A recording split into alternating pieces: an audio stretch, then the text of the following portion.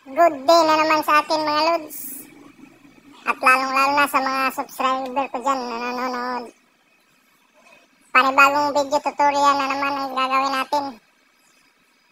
Ang video ito ay kung paano magpalit ng bearing sa sprocket ng ating motor. Kaya huwag lang maglipat ang channel. At panoorin ng buo ang video ito dahil check kung may matutunan kayo. Pero bago yan, mag-intro muna tayo.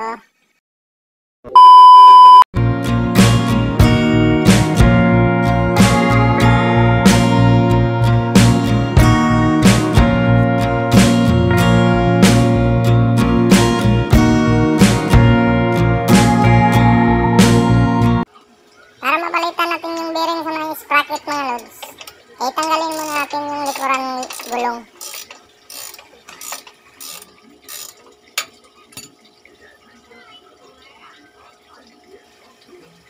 So, madali lang pagtanggal. Gamit lang tayo ng 19mm na socket o kaya back wrench. So pagkatanggal natin ng gulong mga lods, tatandaan natin yung mga spacer na natatanggal natin. Kasi hindi pwedeng magkabaligtad yan. Kung saan yan nakalagay yung spacer, doon din dapat natin ilagay pagbalik ng gulong.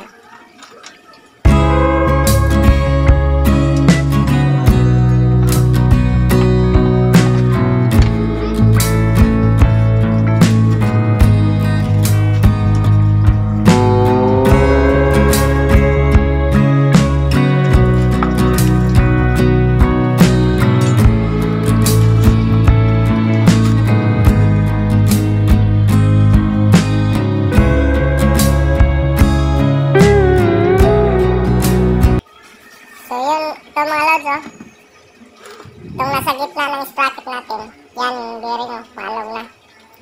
So yan ang tatanggalin natin. So bago natin tanggalin yan, tanggalin muna natin yung rubber seal niya. So singkitin lang natin yan. Yan.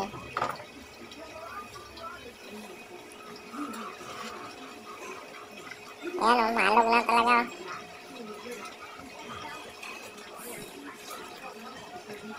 So, bago natin tanggalin yung bearing, may spacer pa kasi yan sa loob ng bearing mga lods, kaya yun ang unahan natin tanggalin.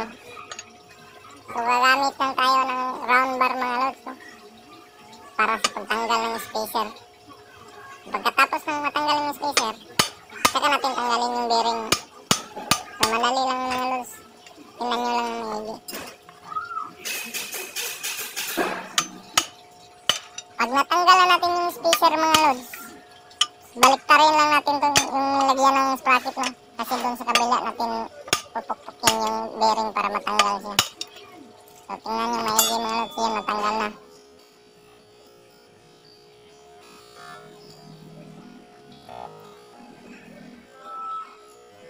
Ayan. So dito sa kabila mga lods, dito natin pupukpukin yung bearing para matanggal sa doon sa harapan. Ayan, tanggal na yung bearing mga lods. Palitan natin bago yan, maalog na. Palitan natin bago. So, bago natin palitan yan, linisin muna natin ng mabuti yung spacer at saka yung lagyan natin ng grasa yung bearing na bago. Saka yung lalagyan ng bearing, yung hub, linisin din natin ng mabuti.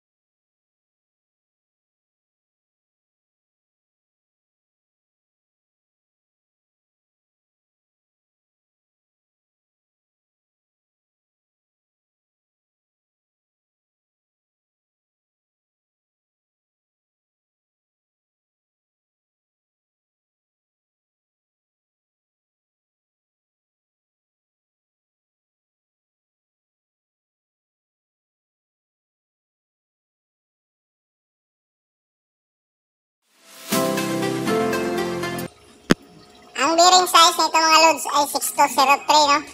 So, bago natin ikabit yung bearing, lagyan muna natin ng grass nut.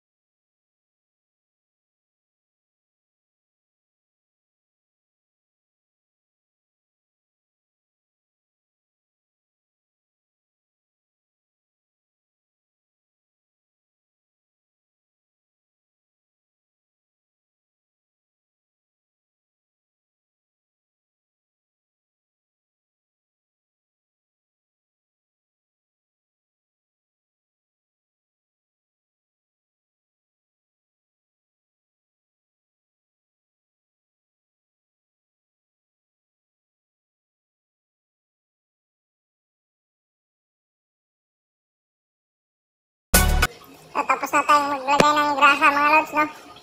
So, pwede natin ikabit to. So, pagkabit mga lods, checkin nyo mo na mabuti na malinis na yung hub bago nyo ikabit yung bearing. So, pwedeng ikabit nyo muna yung bearing sa hub, tapos yung spacer. Pwede rin ikabit nyo yung spacer sa bearing muna bago nyo ikabit yung bearing sa hub. Pwede rin yung ganun mga lods, no? So, nasa sa inyo na yun. Basta ang importante, yung side ng spacer na manipis, yan. Ang importante, nakapasok yung sa butas ng bearing, no? Hindi pwedeng magbaliktad mga lods. Hindi pwede yung makapal na side ng spacer. Yan yung ikabit nyo sa bearing. Kasi hindi yung papasok sa butas ng bearing, no?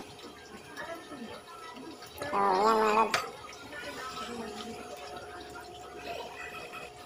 So, pwede nyo nang kamayin yan mga lods, no? Pagkabit ng bearing. Pero kapag matigas naman mga lods, pwede nyo dahan-dahan pukpukin ng martilyo, no? Huwag nyo lang pulsahin, no? Dahan-dahan lang para mapasok siya.